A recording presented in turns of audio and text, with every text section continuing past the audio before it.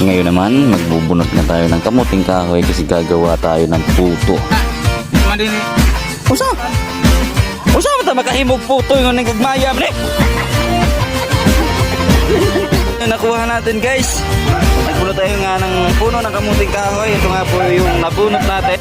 Ito nga, binaratan na nga ni mama yung mga nahukay natin kamuting kahoy. Next step, kailangan mong banggurin. Hindi ko alam kung anong tawag dito.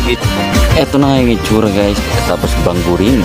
Kasunod naman yan, nilabas na ni mama ang kanyang special tools na fish net kasi nilagay dito yung binanggod ni tita para naman matanggalan ng katas.